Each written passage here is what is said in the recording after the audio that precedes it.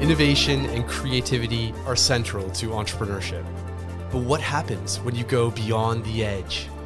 The Frontier Entrepreneurship Podcast brings you the world's first, the disruptive, the avant-garde. We take you to the frontier in conversation with the entrepreneurs who are the forerunners of the industries of the future. Get to know their world with co-hosts Braden, Kemp, and Tracy Morningstar.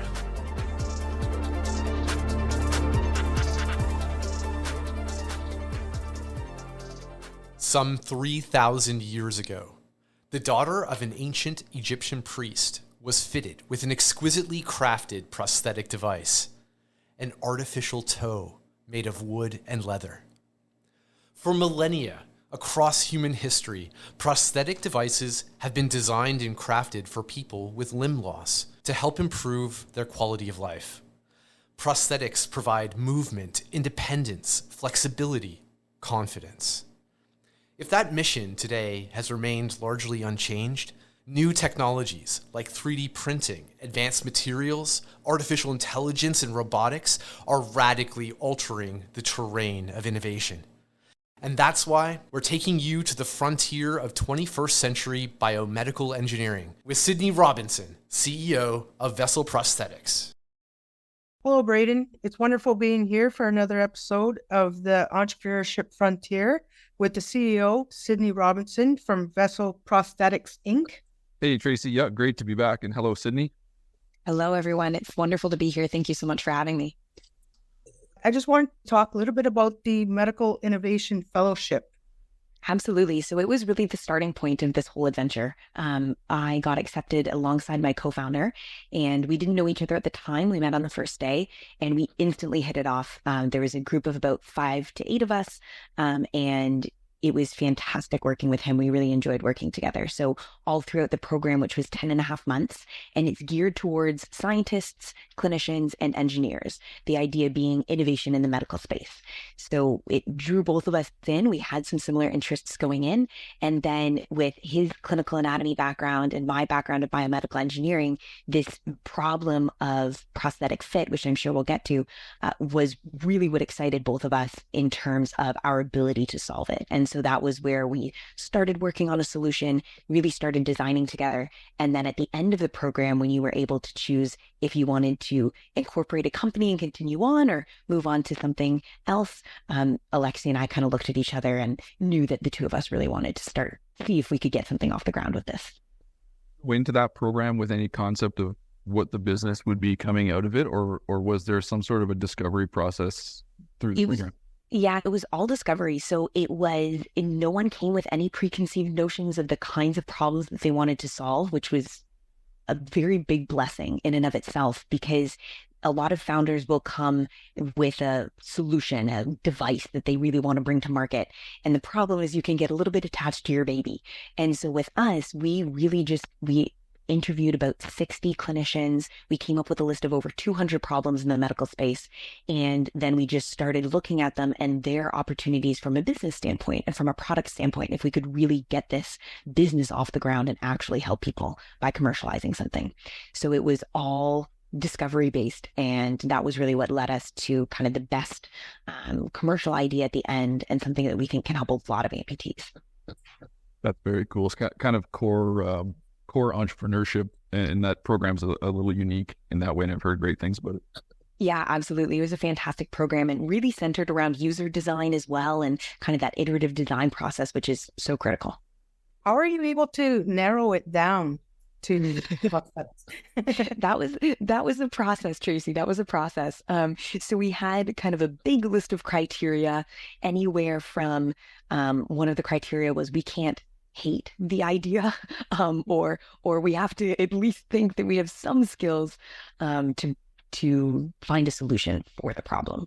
And so between those sort of very broad basic ideas, one of the other things was it has to excite us. It has to be something we're actually interested in solving.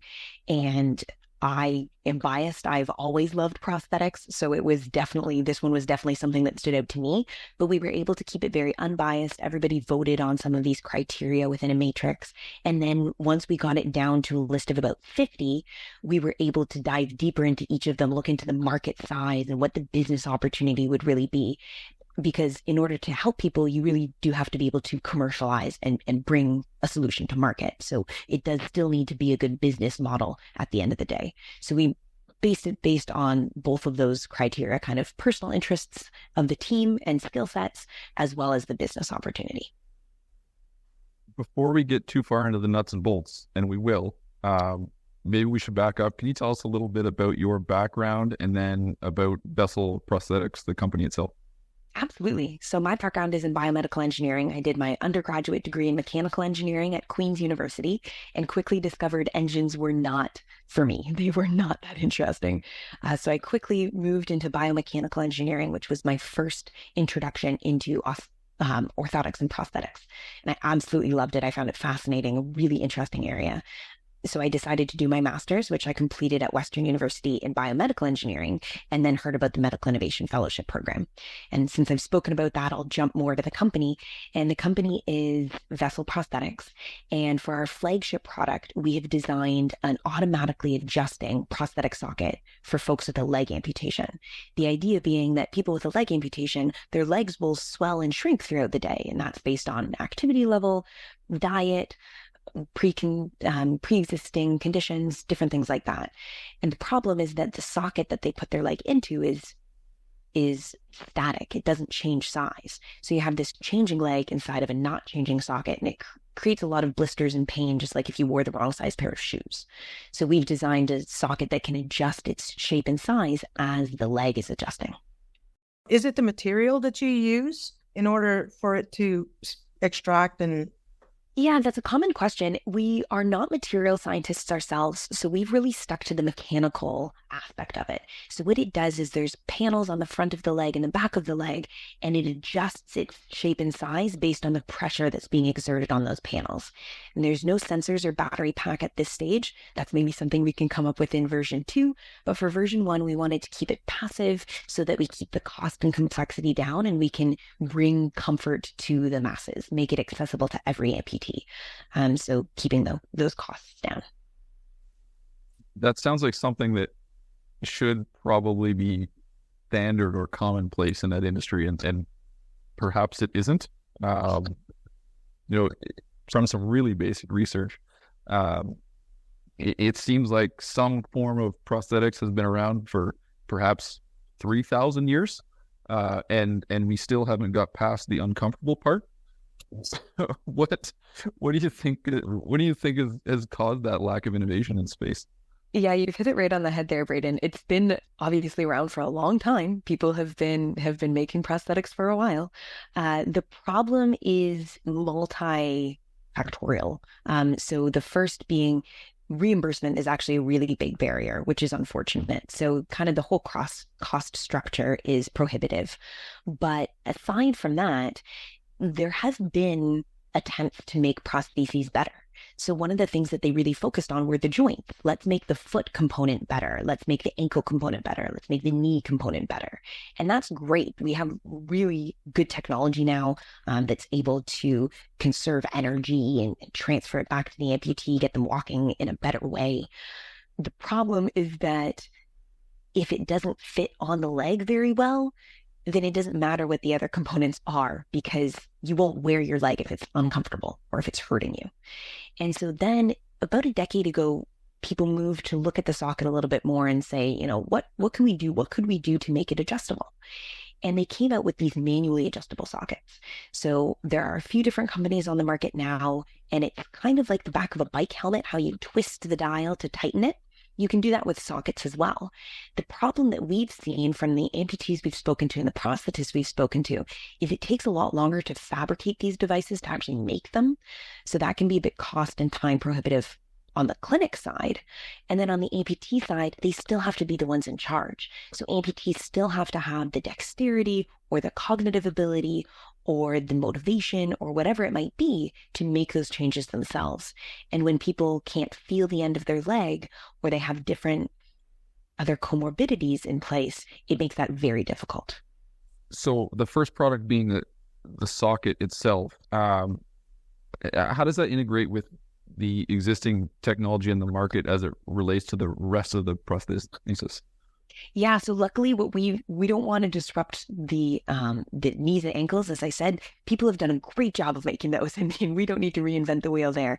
So our device can just kind of like Lego blocks, can easily be integrated.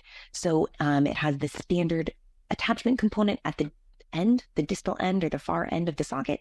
So you can attach it to whatever pylon, which is kind of like the shin part of the prosthesis.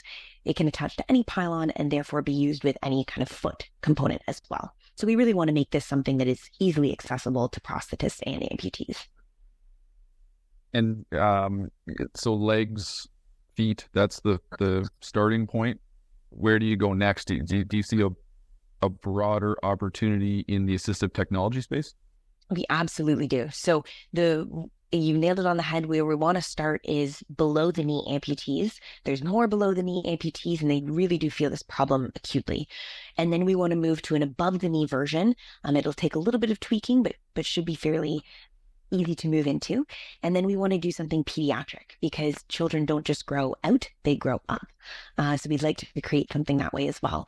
And then we see an opportunity to create compatible devices or complementary devices. So there's a liner that amputees will wear that contacts their leg, and that liner is what goes into the socket and attaches them to the rest of their prosthesis. So we could make liners that work extra well with our socket. So there's a whole gambit of devices that we can move into. We do see ourselves staying in the amputee and prosthetic space for now, but there's opportunity to move into the broader markets, as you said, more rehabilitation focused. You had mentioned that this was something that you were previously passionate about. Is there a reason why? Absolutely. So as I mentioned, I studied biomechanical engineering in my undergrad, and I got to do an ankle foot orthosis project. So there was a father and a mother who had a little girl, and she needed this ankle foot orthosis. And the problem that they identified was that she couldn't go in and out of the beach or in and out of the lake or the ocean without having to do a lot of work to take on and off this ankle foot orthotic. And because the young girl was very young, her friends were running in and out of the water, and she just couldn't keep up. She couldn't stay involved. So they wanted something that was waterproof. And for our capstone project in our 4th year of engineering, that was what our task was to design this ankle foot orthotic. And I just found the way that prosthetics and orthotics as a whole augments human motion, I found fascinating. I find the way the human body moves fascinating, and how we can't ever really get it exactly right, but we're getting closer and closer every day. So I find that whole market fascinating, and the ability to work with amputees and with prosthetists was just incredible. Did we ever get to a version of a prosthetic that is entirely integrated, like just almost the real thing? I'm glad you asked. There's a few. I just came across a company yesterday, and they 3D print the whole leg from the socket all the way down. So it's not a bunch of components. It's all one component. And there's no adjustability in that yet. So I'll be interested to see where that company takes it. One of the other things they're looking at right now is osseointegration, which means putting a metal rod into the bone of the leg, and then the prosthesis attaches to that. So it's kind of internal into external, which is really interesting. There's obviously a lot of limitations around that with infection and things like that, but it's in the early days, and I definitely see it becoming more and more popular. So yeah, Braden, I hope we do get something that is, the Iron Man version, for lack of a better phrase, that, just attaches to the body and you hardly even notice that it's there. I think that would be unbelievable. I guess today it's the Iron Man, but in my time it was the Bionic Man. Yes. Yes, exactly. I have a cousin who, when his mom was pregnant, that the cord had wrapped around his arm, and so he is obviously has had some when he was younger, and now he just doesn't wear his prosthetic at all.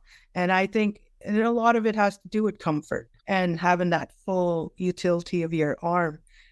Braden had mentioned, are we eventually going to lead to that direction where we'll have full automatic use of our arm?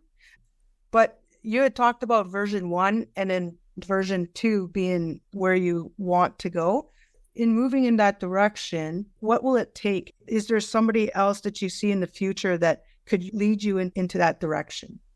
Well, exactly as you're alluding to, what we need is just support, and more support. So I think that we are part of an incredible community here in Ontario, Canada, and we have seen unbelievable support so far from our network. But I know that there's more people out there who could help us. So whether that is financial support, like we've been getting from the government, but also from some other kind of small grants or competition wins that we've had, as well as, exactly as you said, mentorship. So people who have built and sold companies before know what to do and they know what not to do. So it's helpful. The people who we've spoken to so far who can say, oh yeah, don't waste your time doing that, do this instead, just helps accelerate us down that path. And we are so much further ahead in just 1 year than I could have ever imagined. And that is thanks to all of the guidance that we've gotten so far. Where is the product in terms of the life cycle to bring it to market? I know in a lot of instances, medical devices can have a long runway between, a prototype in someone's desk and in the marketplace. So you were asking earlier what were the criteria to help us narrow down that list. And one of them was, how long is it going to take us to get this to market? Because if we could have avoided the, class 3 will take 15 years to get to market devices, we figured we probably should try. And so luckily in prosthetics, the device that we are creating will be an FDA class 1 device because it is an adjustable socket, but it doesn't come in contact with the skin and there's no electronics at this stage. So we're keeping it very low risk right now. So where we're at in the design cycle is we've iterated through the mechanism of adjustability time and time again. And we've gotten insights from prosthetists as well as amputees to really figure out what the usability would be and how we can optimize for that. And so we are coming up on a design freeze soon, within the next few months. And then once we have that design freeze, we can start mechanical testing. And that would be to test for safety. And there are standards that we can follow for that. And then once we've confirmed the safety of the device, we can start to try it on with amputees and really get user feedback from that perspective instead of just them looking at an online model or a physical model. And so that will be really helpful as well. And we're anticipating many more design changes between now and then, during mechanical testing and then during user testing. But such is the life of a hardware company. So we're always open to changing our device. We're not attached to one specific way of doing something. We just want to do automatic adjustments in a way that is accessible to the most number of people. I want to follow that up with a broader question about the business model. You mentioned reimbursement is a barrier. What does the business model look like for something like this? Can you go direct to the consumer? Does it need to be sold through, medical channels or existing channels? I imagine health insurance comes into play here somewhere. Absolutely. So right now it is a kind of buy and bill model. We sell our socket to prosthetists and then prosthetists sell that to their patients. So prosthetists are our main customers and amputees are our main users. So that adds a little bit of complexity to us. And then reimbursement does come into play. So right now, people don't go direct to consumer because there is a lot of reimbursement you can get through insurance. In Canada, it's different province to province. So Ontario has the Assistive Devices Program, which reimburses up to 75% of prosthetic devices. The problem is that it's for basic devices. And so a lot of people run into issues when they want sport sporting legs and running blades and these kinds of higher tech devices, including Vessl's isoform socket. So to go to market, we are going to launch in the United States, which has different codes that can be stacked in order to get reimbursement, and we would be eligible for those codes. So we'll start there, and then hopefully insurance progresses in Canada, or if not, we can find another way to start selling our device in Canada. But we will be starting by selling in the United States for that reason. Interesting. Yeah, it makes sense to take that route for sure. How would an amputee find your product? There are many ways that they can find our product. So right now we're targeting through social media. So we've got a Facebook page and an Instagram page, and we post there fairly regularly. They can also follow us on LinkedIn. And LinkedIn is where we post more of our business-focused updates, but also some updates about the socket. And then we also have a website, www.vesslpro.com. And Vessl is spelled Vessl, so only 5 letters. And that website has information about the socket itself. And we're constantly updating it to make sure that people who visit the website have up-to-date information, but that has the team and all about our socket on the website. And they're more than welcome to reach out to us via the website, or can email me directly. I do a lot of engagement with folks who are interested in our device. So my email is sydney@vesslpro.com. I would have thought originally that a lot of your customers would have come from referrals from doctors and not through marketing of your product. Right. So we have a few different channels, I suppose, for sales and marketing. So the one would be directly to amputees using those social media platforms and the website. And that is because amputees can be great at advocating for their own health and advocating for devices they want to try. So prosthetists we've spoken to say that sometimes amputees come to them and say, hey, I heard about this new device. I think it would be great. I want to try it. And so that's one avenue. The other, exactly as you were saying, is to market more to the clinicians themselves and kind of referrals from doctors. So the physiatrists who are in charge of an amputee's recovery, they could refer us to the prosthetist and vice versa.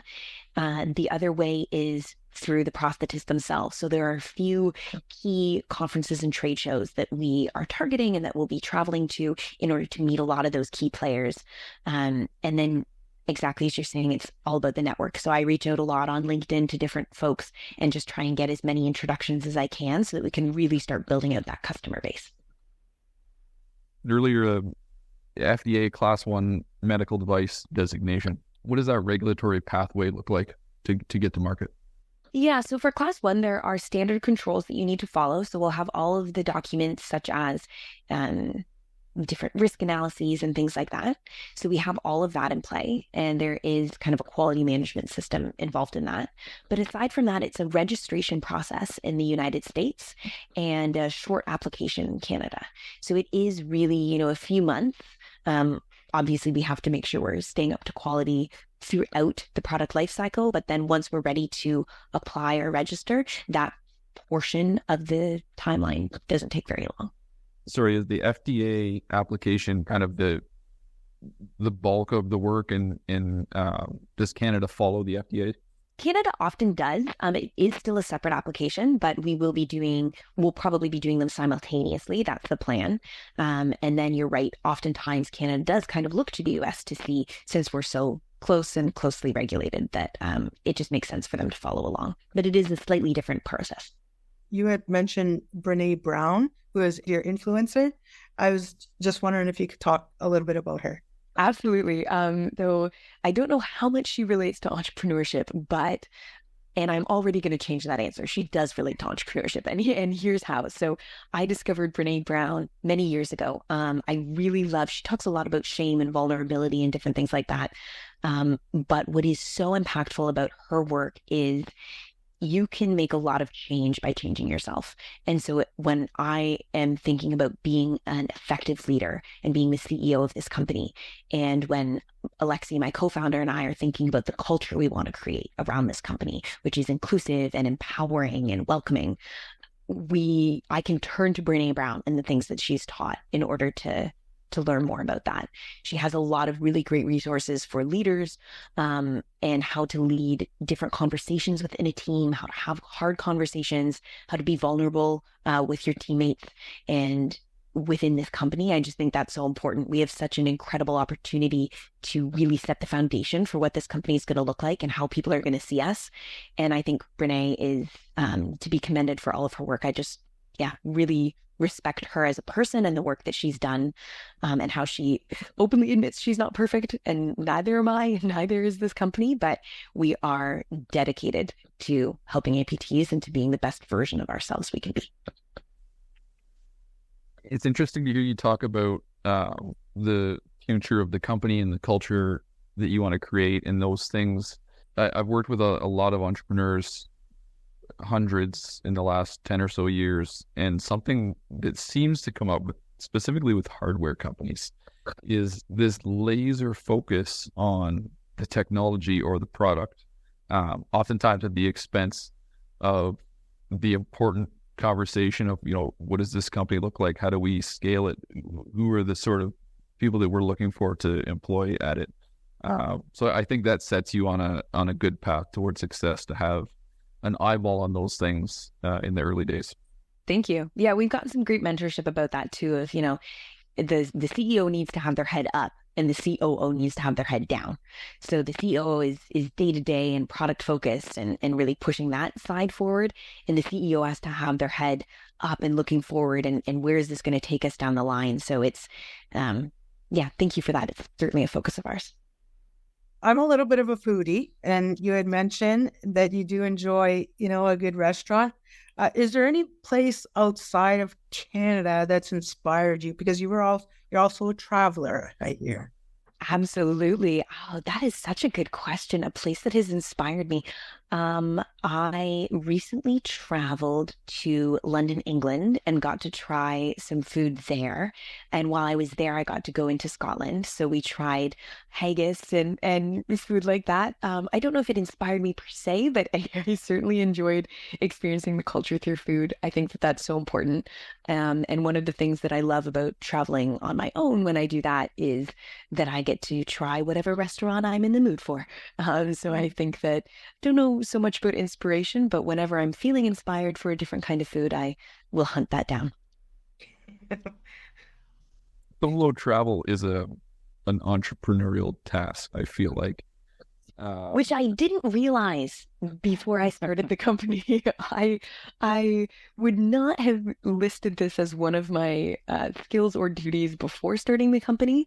And now I am a world traveler within the span of a year, going to conferences and trade shows and different events. I call myself the traveling circus because I drive around southwestern Ontario. It has to be more than anybody else, but I'm constantly going to different places. So it is, you're right, a skill set in and of itself.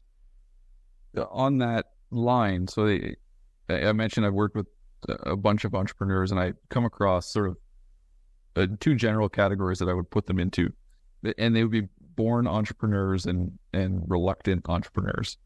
I fit into the second category. Born entrepreneurs being the kids who walk dogs and shovel driveways and mowed lawns and never stop working for themselves, and the reluctant entrepreneur category being people who took a more traditional path through education and perhaps into the career, the workplace, and finally said, okay, fine, I'll solve this problem myself. There doesn't seem to me anyone else doing it. And do you identify with either one of those categories? I'm going to say yes and. So I identify with the born entrepreneur. I think I was always born entrepreneur * leader. I've always been a strong leader. I've always enjoyed that aspect of things. I ran my own swim school at one point, so I would bike to different people's houses. I didn't have a pool, so I couldn't teach you at my house, but I would bike myself to different people's houses and teach swimming lessons, which I was certified to do. So I have a little bit of that entrepreneur streak in me. I wouldn't identify with the reluctant entrepreneur, but the addition I wanted to add was the naive entrepreneur. And I think that has helped me in many ways. So because as a first-time founder, you're constantly looking for guidance. And I'm always, people are looking for coachability, and Vessl has that in spades. We are always open to feedback, which I think really helps us out. And I think that before starting the company, I naively thought, not that it wouldn't be hard, but I think I had different notions about the level of difficulty or the level of stress.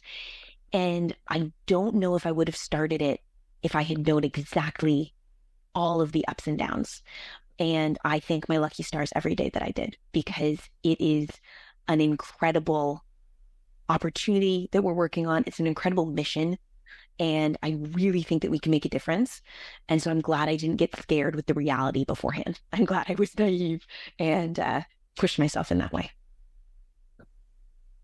I can't think of a better insight than that to wrap this conversation up. Tracy, what do you think? Absolutely. And thank you for your words and your understanding of what culture is and bringing it to the workplace.